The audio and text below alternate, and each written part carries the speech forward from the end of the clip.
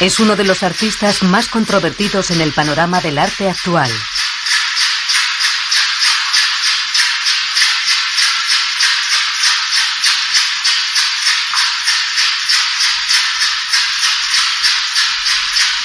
Su obra parte del arte minimal al que se mantiene fiel en la forma.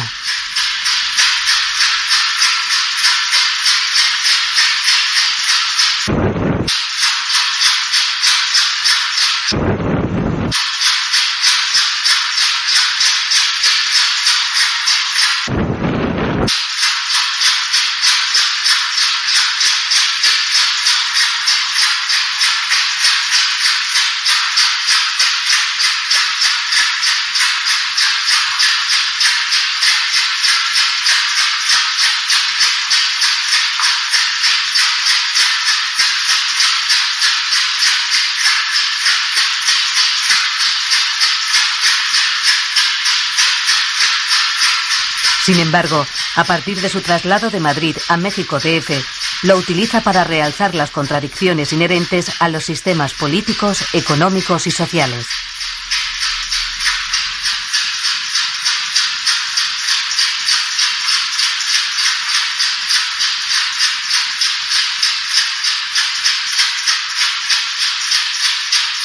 Al introducir temas como el trabajo remunerado y el castigo, la explotación capitalista y la muerte en el mundo del arte, cuestiona la relación de este con el mundo real.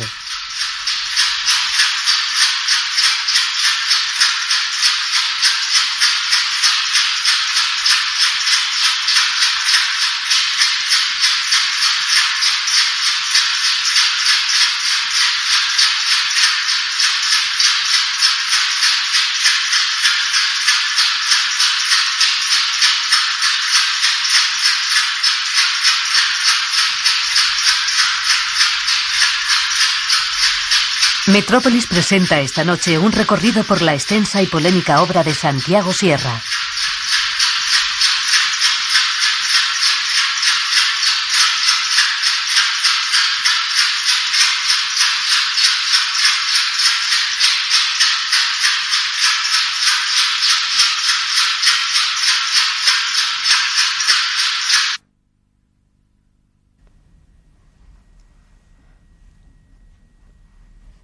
Se fabricaron 30 panes empleando moldes rectangulares que reprodujesen formas próximas al ladrillo, al ser las más sencillas de ordenar. Los coches destrozaron la pieza, que finalmente fue retirada por los barrenderos. El minimalismo lo que tiene es que una efectividad visual absoluta, ¿no? Son obras que todo el contenido visual lo ves de un solo golpe.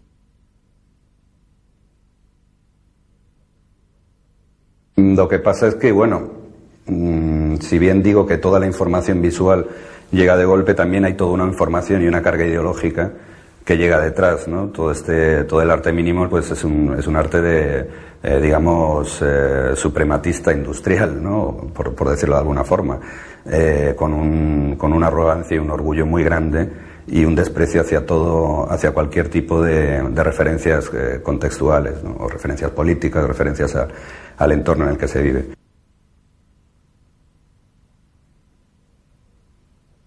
El siguiente paso es, lógicamente, pues acercarme a lo que yo consideré en ese momento que es una mayor fuente de inspiración, una cosa que es muchísimo más comprensible o aceptable, ¿no? Que es, por ejemplo, la Deutsche Industrienormung, ¿no? Toda la normativa industrial, sobre todo alemana, norteamericana, europea, donde se fijan todas las convenciones con respecto a los usos del objeto, ¿no? Donde se fija, por ejemplo, cómo debe de ser un contenedor de carga para que todas las mercancías sean compatibles en su forma de ser transportadas, etcétera, ¿no?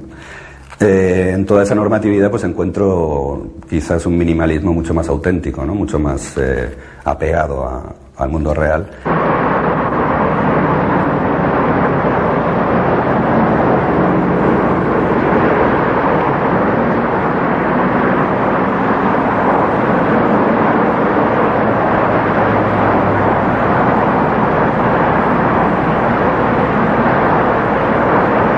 habitualmente lo que pensamos cuando hablamos de la disposición de la cultura en el contexto es en un contexto que le es favorable, en un contexto que la arropa, ¿no? El culmen de ese contexto es la galería, ¿no? Donde no hay ninguna interrupción, donde tenemos pues un espacio absolutamente aséptico que acoge en un abrazo a la obra de arte, ¿no? Y yo lo que estaba haciendo era irme a puntos absolutamente contrarios, ¿no? Puntos donde la escultura era una intromisión, donde todo lo que se estaba mostrando causaba un problema, ¿no? En la obra de arte como problema, o la conciencia contemporánea, digamos, como algo problemático. Dentro de ella, pues la obstrucción de los flujos capitalistas que pueden simbolizar la autopista o la carretera, pues era como casi un tótem para mí, ¿no? Era una pieza con mucha carga simbólica y que fue sorprendentemente fácil de hacer.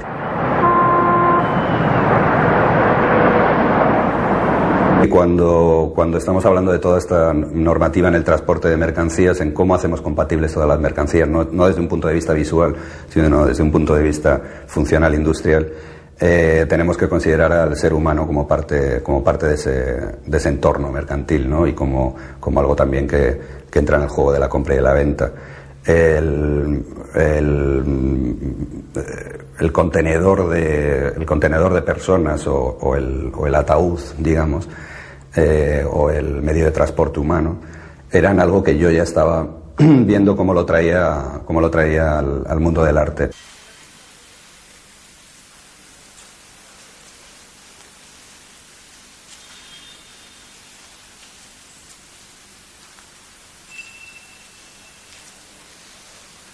La pieza de Guatemala, que consistía en 8 personas encerradas en cajas de cartón que no se veían, surge fundamentalmente de estos contenedores que atraviesan todo México procedentes de Centroamérica y que van llenos, estos containers, igual que se utilizan para llevar frutas, etcétera, en estos casos van llenos de trabajadores que intentan llegar hasta la frontera norte de México para pasar a Estados Unidos. Tienen que ver, por supuesto, con hombres en cajas, con ataúdes, con movilidad y también con la imposibilidad de conseguirlo, ¿no? Con paralizar a una persona para que no se mueva durante horas, igual que puedes paralizar al portero de una casa o puedes paralizar al vigilante de un museo. El trabajo, pues, es una actividad consistente en la venta del tiempo, de tu cuerpo, de tu inteligencia, los intereses de una tercera persona, con la finalidad de recibir una remuneración que te permita vivir y que sobre todo te permita reponer energías para seguir vendiendo tu cuerpo, tu inteligencia y tu tiempo.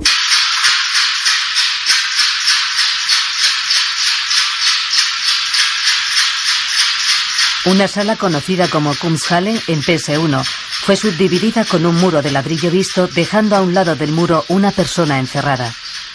Esta persona era alimentada por un hueco abierto en mitad del muro, a la altura del suelo. Permaneció allí durante 360 horas continuas, es decir, durante 2 semanas, por las que cobró $10 la hora. El gran castigo, la gran maldición bíblica de ganarás el pan con el sudor de tu frente, salió o vino a cuento porque en la actualidad el trabajo es considerado como una cosa absolutamente positiva, ¿no? Y no siempre lo ha sido así. O sea, es una cosa que nace sobre todo de la revolución industrial, cuando hay que convencer y cuando toda la ideología dominante se tiene que poner al servicio de convencer a las masas populares de que es buenísimo que te exploten.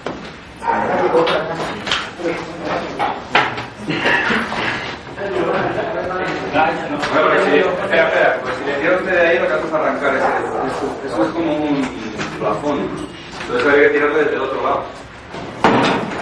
Ahora yo creo que para que saliese habría que pegarlo de aquí, ¿no? Para que se meta más. La pieza del muro de una galería inclinado y sujetado a 60 grados durante 5 días. Y bueno, yo ahí pensaba que iba a provocar en directo, que iba a provocar como una rebelión en directo. Esa era mi idea, ¿no? Que cuando yo pidiese a los trabajadores que hiciesen eso, ellos empezarían a hacerlo confiando en ganar su salario, y a los 5 segundos dijeran, bueno, vete a la mierda, lo tirasen al suelo y se fuesen, ¿no? Entonces era lo que yo pensaba, o sea, quería buscar o intentar tocar algún límite, ¿no? Con esto. Cuando veo que no lo hacen, cuando veo que se mantienen 5 días y que quieren su salario, realmente pensé que había subvalorado, ¿no? La capacidad de entrega del ser humano al mundo del trabajo, ¿no? y pues es una obra que a mí me ha dejado perplejo. Está muy pesado. Sí. Cabrón. No se cansen que lo sustituyan, ¿eh?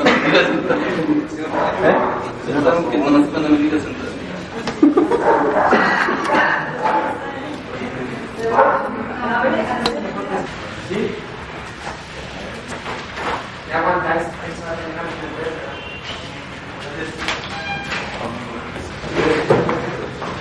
Que vamos sus días, Dani.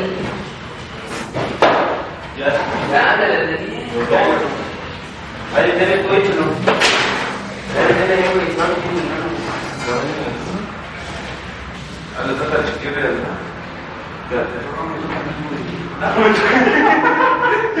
Por supuesto, todo esto que hablamos de entregar tu cuerpo y entregar tu tiempo está completamente relacionado con la muerte, ¿no? Tiene muchísimo que ver, o sea, es un tiempo del que tú no disfrutas, es un tiempo que no es vida para ti, que es para otro, que es para beneficio ajeno, que tiene que ver con los números, que tiene que ver con algo mortuorio.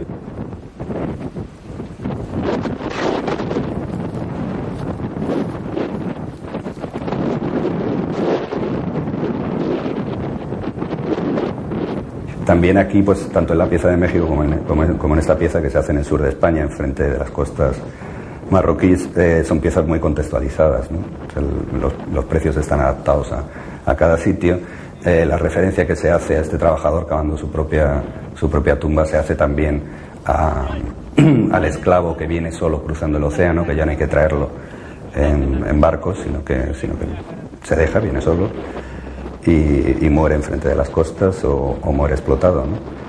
Entonces, pues son obras no solamente que hablan del mundo del trabajo en abstracto, sino que intentan hablar de situaciones concretas.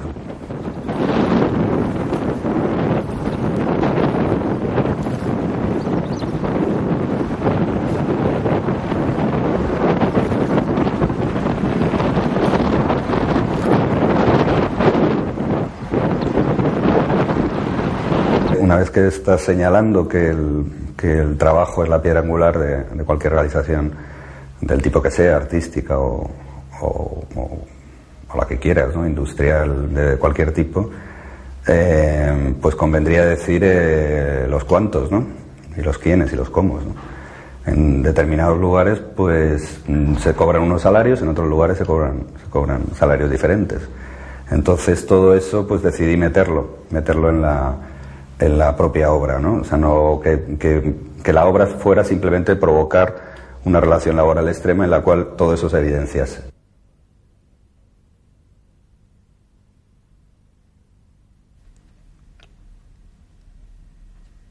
Para esta obra se buscó una persona sin tatuar y que no tuviese intención de ser tatuada, pero que haciéndole falta el dinero consintiese en llevar una marca de por vida.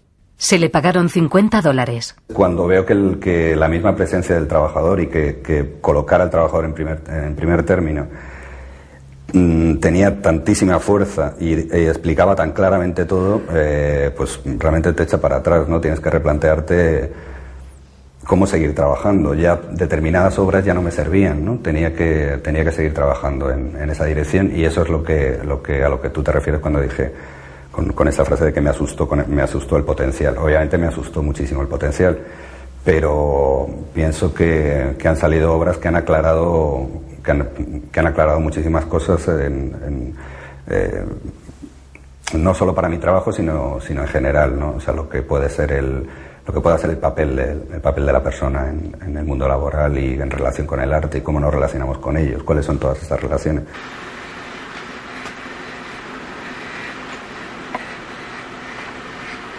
¿Tienes marcado ya?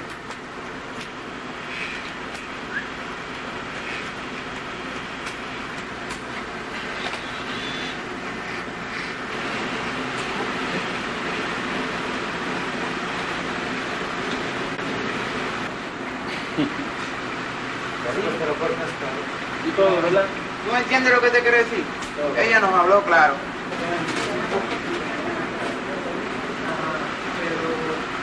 Yo no quisiera cortarme el de abajo. Las obras estas que se ven como extremas, o en las que bueno, pues por $30 pues han ocurrido cosas como raparse el pelo o teñirse el pelo de rubio, suenan como actos de tortura, ¿no? Y planteados así. Y entonces cuando te preguntan si tú realmente eres consciente de que estás cometiendo un acto de tortura, mi respuesta obvia es que sí, obviamente es un acto de tortura. Mantener a una persona trabajando, mantener a una persona descargando camiones, mantenerla 8 horas enfrente de una gasolinera haciendo así con el trapo para ver si para algún coche, o trabajar en cualquiera de las modalidades de trabajo que son más abundantes y más comunes en el planeta Tierra, es una forma de tortura.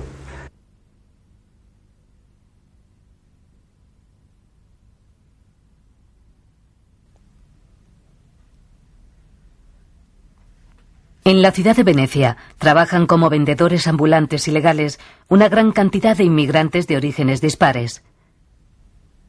Senegaleses, bengalíes, chinos e incluso italianos del sur.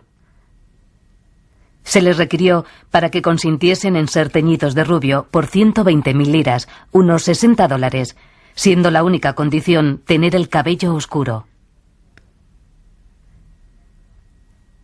La operación se realizó en masa en una sala cerrada del Arsenal durante la inauguración de la Bienal de Venecia de ese año.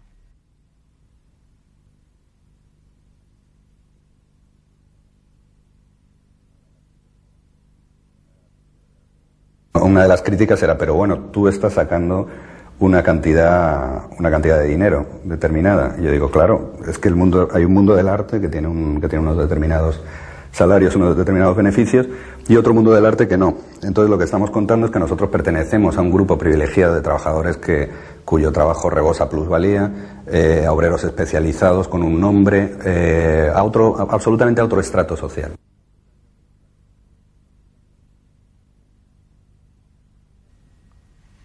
Una persona que pedía limosna en la calle más comercial de la ciudad fue contratada para decir una frase ante una cámara de vídeo. La frase era: mi participación en este proyecto puede generar unos beneficios de $72.000. Yo estoy cobrando 5 libras. Cuando un crítico de arte, un museógrafo te desprecia, cualquier cosa así sucede, tienen que saber que ellos no están en esa situación, que ellos son del mundo de los privilegiados, ¿no? Y había que hacer obras que trajesen toda esa contradicción a relucir, ¿no? Sobre todo pensando en que las enemistades suelen venir curiosamente por la izquierda, no por la derecha, que es una cosa bastante extraña.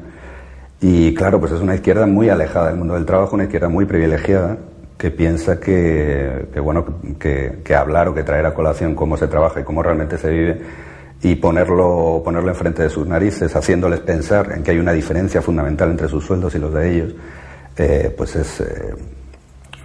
es algo que les irrita, o es algo que les incomoda.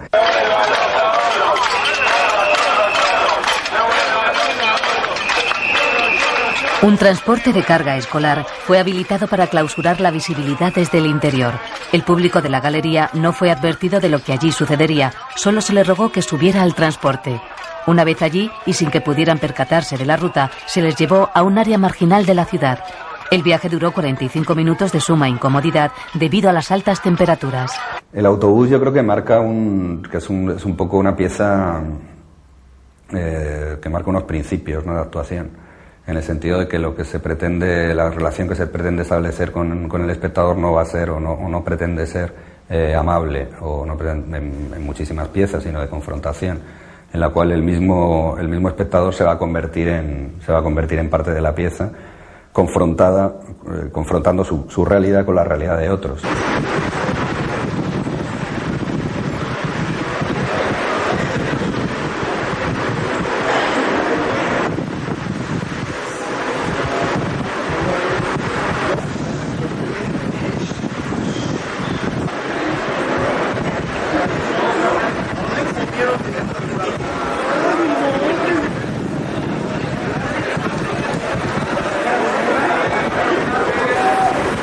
Esto se ve muy claro, por ejemplo, en 465 personas, donde un grupo de personas eran contratadas y se confrontaban con otros que no eran contratados, que estaban en tiempo de ocio.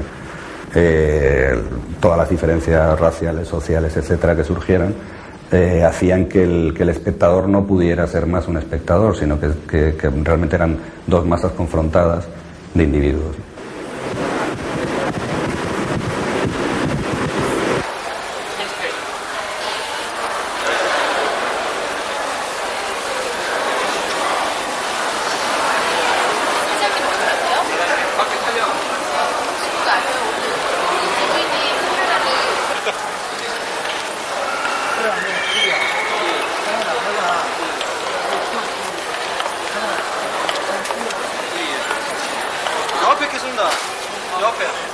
Desde el happening pues se articularon respuestas participativas en las cuales pues el espectador se integraba en un acto pues tal vez orquestado por el artista mesiánico con fines de liberación colectiva o de catarsis emancipatoria, digamos. Y en realidad pues todo lo que ha quedado de toda esa participación, que sobre todo significa o simboliza la participación de la sociedad civil en la política, pues es algo que se parece muchísimo más a la canalización de flujos humanos que se producen en aeropuertos, que se producen en el metro, que se producen en fronteras.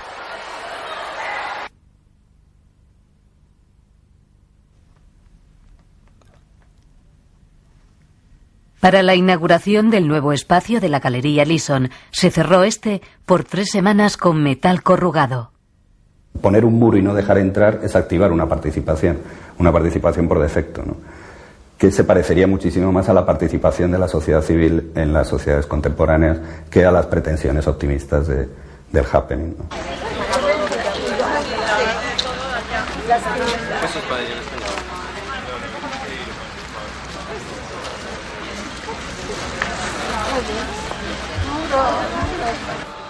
Un muro de ladrillo visto fue construido de suelo a techo y dispuesto en paralelo a la pared de la puerta de acceso al pabellón español, quedando como únicos espacios accesibles el recibidor y un corredor de 65 centímetros de ancho y 25 de largo, más el cuarto de baño y el almacén. Por la parte trasera se permitía el acceso del público, exclusivamente español, previa presentación del DNI, pasaporte u otra identificación de curso legal. Complimenti all'artista per il suo selezione. ¿Españoles o...? Sí, solo español, o sea, el pasaporte o la carta de identidad. Yo quiero una... No, noi facciamo... República di Francia. No, no va bien. No válida, no buena. Spanish. Only Spanish. El ministro de... ¿Huerta? Sì. Foreign Affairs, ¿Huerta? Foreign Affairs. Sì. Noi abbiamo rispetto del signor ministro, una cosa, ma questa è la procedura che l'artista chiede che venga mantenuta per gli ospiti che visitano il padiglione. Sì. Cioè, nessuna discriminazione, nessuna cosa, è solamente una provocazione que el artista fa. La irritación era buena y era sana, ¿no? O sea, estamos hablando de personas que acceden normalmente a cualquier lugar del mundo. Estamos hablando pues a lo mejor de directores de museos, de gente muy importante con pasaportes muy primermundistas o más primermundistas que ninguno, que no pueden, que de repente les dan con la puerta en las narices cuando tienen unas maravillosas Mastercard que se les abren todas las puertas. Pues bueno, pues es divertido cerrarle las puertas, pero estamos hablando de arte, o sea, es solo un juego. Lo importante no es esto, que esto tiene un papel simbólico, el no poder entrar a un sitio, sino que lo importante y lo que yo no he conseguido todavía hacer, aunque estoy en ello, que me parece que es el problema y que es el problema crucial, es el no poder salir, ¿no? O sea, la preocupación que pueda sentir yo porque una persona se irrite por no poder utilizar sus privilegios pues es mínima.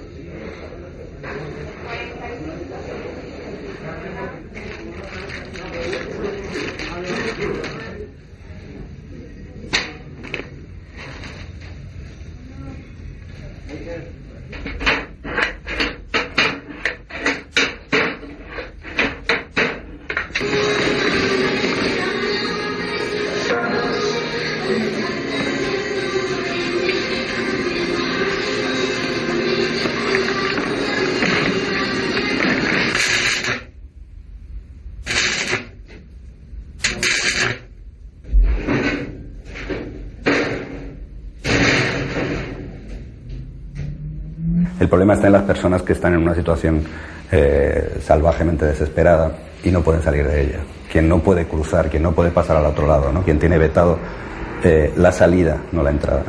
Esta sería realmente la línea de trabajo que me gustaría explorar ahora, ¿no? Y que sí que considero importante.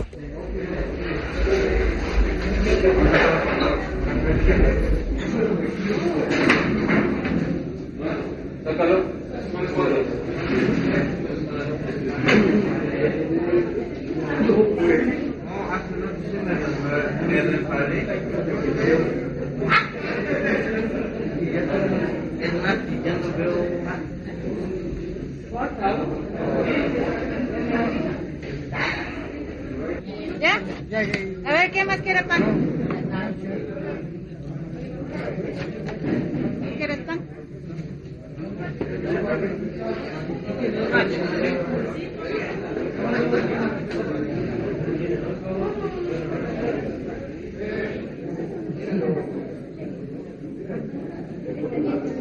¿No se lo va a comer? Muy goloso, ya no.